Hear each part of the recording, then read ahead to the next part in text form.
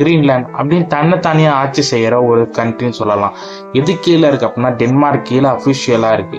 ஆனா ரீசெண்டா அமெரிக்கா வந்து அந்த ஆட்டை கைப்பற்ற போறோம் அப்படின்ற மாதிரி சொல்லியிருக்காங்க. இதுக்கு டென்மார்க் வந்து ரிப்ளை கொடுத்துருக்காங்க, என்னதான் சின்னதா ஏதாவது குண்டு போட்டாலும் நான் வந்து வாரத்தோடு இருப்போம் அமெரிக்கா மேல அப்படின்ற மாதிரி சொல்லியிருக்காங்க. இந்த ரீசன் எதனால வந்துச்சு அண்ட் இந்த விஷயத்த எப்படி ஓவர் கம் பண்ணோம் டென்மார்க் அப்படின்ற விஷயத்த பார்ப்போம். இந்த விஷயத்த இந்தியாவில் நடந்திருக்கும், ஆனா இந்தியா வந்து முன்கூட்டியே கணிச்சு இந்த விஷயத்த சால்வ் பண்ணிட்டாங்க. எப்படி இந்தியாவுக்கும் இதுக்கும் என்ன ரிலேஷன் இருக்கு அண்ட் இந்தியாவுக்கு என்ன நடந்திருக்கோ வாய்ப்பு இருக்கு அண்ட் எப்படி இந்தியா சால்வ் பண்ணாங்க. இந்த இந்தியா சால்வ் பண்ண சிச்சுவேஷன் தான் அமெரிக்காவுக்கும் டென்மார்க்கும் ஒரு விஷயமா இருக்கு. சரி, ஓகே. ஃபர்ஸ்ட் வந்து டென்மார்க் அப்படின்ற கண்ட்ரியை பார்ப்போம். டென்மார்க் அப்படின்ற கண்ட்ரி வந்து ஒவ்வொரு மாசமும் ஒவ்வொரு வருஷமும் ஒவ்வொரு நாளும் ரெகுலரா ஃபுல் அண்ட் ஃபுல் வந்து ஃபோக்கஸ்டா வந்து யாரை பார்த்துக்கிறான் அப்படின்னா கிரீன்மார்க், அதை கிரீன்லாண்டை ஃபுல்லாத்தையும் பார்த்துருக்கு. அப்படி கிரீன்லாண்டில் இருக்க 57,000 பேர் தான் இருக்காங்க. அந்த பீப்புள் எல்லாமே வந்து ஒர்க் பண்ண முடியாது அந்த அளவுக்கு. ஏன் அப்படின்னா ஃபுல் அண்ட் ஃபுல் பனி பிரதேசமா இருக்கும். அந்த பனி பிரதேசமா இருக்கனால ஃபுல்லா வந்து இருக்கனால ஒரு சில ஒர்க் மட்டும் தான் பண்ண முடியும், நிறைய ஒர்க் பண்ண முடியாது. அதனால பாதி நாட்கள் வந்து ஃபுல்லா பனியா இருக்கிறதுனால பனி முடிக்கிறதுனால வந்து கவர்மெண்ட் வந்து அவங்களுக்கு ஒவ்வொரு நாளும் $10,000 அந்த மாதிரி கிட்ட தந்துட்டே இருப்பாங்க. ஒவ்வொரு மாசமும் சரி ஒவ்வொரு வருஷமும் சரி ரெகுலரா வந்து கண்டினியூஸா போயிட்டு இருக்கு. எப்படி அப்படின்னா பாகிஸ்தான் ஆக்குபைடு காஷ்மீருக்கு எப்படி ப்ராப்ளம் இருக்கோ அதை மாதிரி வந்து இந்தியாவுக்கும் பாகிஸ்தான் ப்ராப்ளம் இருக்க மாதிரி டென்மார்க்குக்கும் பார்டரான கிரீன்லாண்ட் அதுக்கும் அமெரிக்காவுக்கும் ப்ராப்ளம் இருந்துகிட்டே இருக்கு. அண்ட் இந்த விஷயத்துல வந்து காஷ்மீர்ல எப்படி வந்து ராஜ் அந்தஸ்து கொடுத்தாங்களோ அதே மாதிரி ஆர்டிக்கல் ஒரு ரீசெண்டா விளக்குனாங்களா அதே மாதிரிதான் ஒரு விஷயங்கள் வந்து அங்க ஒரு விஷயங்கள் நடந்துட்டு இருக்கு. எப்படி அப்படின்னா 2018 முன்னாடி வரைக்கும் வந்து காஷ்மீர் அப்படின்றது சிறப்பான அந்தஸ்து கொடுத்துட்டு இருந்தாங்க. அதாவது பீப்புளுக்கு வந்து நிறைய சப்சிடிஸ் ஆகட்டும், நிறைய விஷயங்கள் ஒர்க் பண்ண வேணாம், கவர்மெண்ட் வந்து இன்சென்டிவ் கொடுக்கும் அப்படி நம்ம நிறைய ஸ்கீம்ஸ் நிறைய விஷயங்கள் இந்தியன் கவர்மெண்ட் கொடுத்துட்டே இருந்துச்சு. அதெல்லாம் எல்லாமே ரிலாக்ஸேஷன் பண்ணி மிகப்பெரிய விஷயமா இருந்துச்சு, மிகப்பெரிய ஒரு சேஞ்சா இருந்துச்சு. அந்த சிச்சுவேஷன்ல வந்து அதே மாதிரி ஒரு சிமிலரான சிச்சுவேஷன் கிரீன்லாந்து வந்துட்டு இருக்கு. அது டென்மார்க் கவர்மெண்ட் வந்து கிரீன்லாண்டுக்கு வந்து பீப்புள் வந்து அமௌண்ட் சென்ட் பண்ணிட்டே இருக்கும். ஆனா அந்த சிச்சுவேஷன்ல வந்து டென்மார்க் என்ன பண்ணுச்சு, இப்படி இருக்க சிச்சுவேஷன்ல டென்மார்க் என்ன பண்ணுச்சு, ரீசெண்டா வந்து நடந்த விஷயம் ஃபுல் அண்ட் ஃபுல் டென்மார்க்கோட சப்போர்ட் எல்லாமே வெஸ்டர்ன் கண்ட்ரிஸா இருந்துச்சு. அதாவது ரஷ்யன் சப்போர்ட்ஸ் மாதிரியே வந்துட்டு இருந்துச்சு டென்மார்க்கான விஷயங்கள். அண்ட் டென்மார்க் என்ன பண்ணுச்சு, மெயினா ப்ராப்ளம் எங்க இருந்து வந்துச்சு அப்படின்னா அமெரிக்கா வந்து அந்த இடத்துல கிரீன்லாண்ட் அப்படின்ற இடத்துல வந்து ரொம்பவே வந்து நிறைய வந்து ஃபாசில்ஸ் அங்கே கண்டுபிடிச்சிருக்காங்க. அது மட்டும் இல்லை, அந்த விஷயங்களை கரெக்டாக யூட்டிலைஸ் பண்ணோம் அப்படின்னா ஒரு டிப்ளமேட்டிக்கான விஷயங்களா ஒரு மிகப்பெரிய அட்வான்டேஜை கொடுக்க முடியும் அப்படின்ற மாதிரி அமெரிக்கா வந்து செட் பண்ணிருந்துச்சு.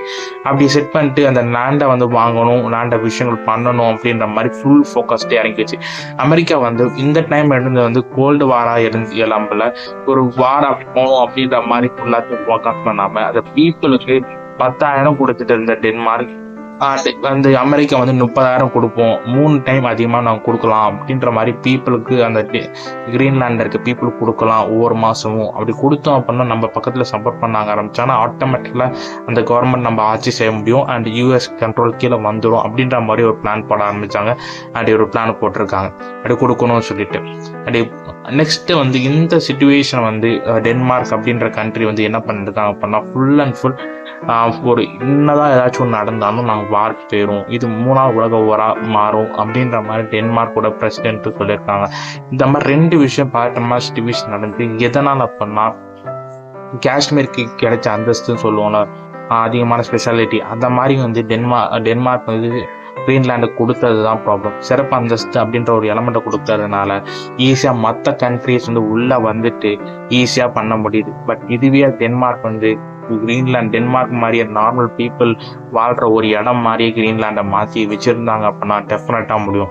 இந்த சிச்சுவேஷன்ல இந்தியா வந்து எப்படி யூஸ் பண்ணாங்க, அதாவது இந்தியாவுக்கும் காஷ்மீர் நடந்த சிச்சுவேஷனை வந்து கரெக்டாக யூட்டிலைஸ் பண்ணாங்க, கரெக்ட் டைம்ல வந்து பண்ணாங்கனால இந்த அளவுக்கு வந்து பாதிப்பு ஏற்படுத்த முடியாமல் தவிர்த்து முடிஞ்சிச்சு. இதே மாதிரி சிச்சுவேஷன் வந்து இப்போ பாகிஸ்தான் வந்து நிறைய பிளான் பண்ணிட்டே இருந்துச்சு. பாஸ்ட் 2020க்கு முன்னாடி வரைக்கும் சொல்ல முடியும். அதனால தான் இந்த ஒரு கிரேட்டஸ்டான விஷயங்கள் வந்து ஆர்டிக்கல் அந்த விஷயங்களை வந்து கம்ப்ளீட் ரிலாக்ஸேஷன் பண்ணி காஷ்மீரி சிறப்பு அந்தஸ்துன்னு கொடுக்குற விஷயத்த ஸ்டாப் பண்ணனால இந்தியாவோட பார்ட் ஆஃப் காஷ்மீரா மாறி இருக்கு. அந்த காஷ்மீர் பீப்புளும் நிறைய சப்போர்ட் பண்ண ஆரம்பிச்சாங்க இந்தியன்ஸுக்கு.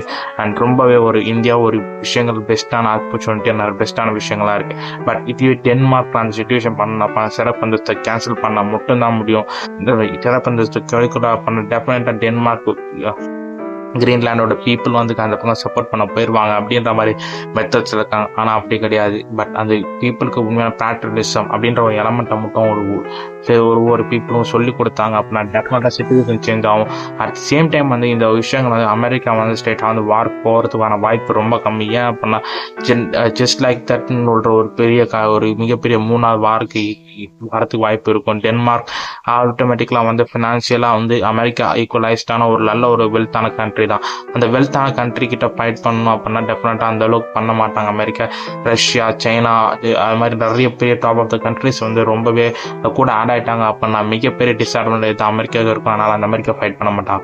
டென்மார்க் இந்த சுச்சுவேஷனை என்ன பண்ணணும் அப்போ இந்தியா வந்து காஷ்மீர் சிறப்பு அந்தஸ்து கொடுத்ததை வந்து எப்படி கேன்சல் பண்ணாங்களோ அதே மாதிரி கிரீன்லாண்டுக்கு கேன்சல் பண்ணால் மட்டும்தான் வாய்ப்பு இருக்கும். கிரீன்லாண்டும் காஷ்மீரும் சிமிலர் கைண்ட் ஆஃப் சுச்சுவேஷன் தான், சிமிலர் கைண்ட் ஆஃப் ரோல் தான், சிமிலரான விஷயங்கள் தான். ரெண்டுமே இந்த இந்தியாவோட பண்ண முடியும் அப்படின்னா டெஃபினட்டாக டென்மார்க்கால பண்ண முடியும்.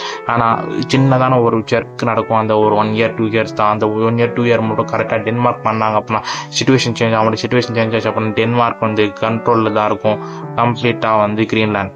தேங்க்ஸ் ஃபார் வாட்சிங்.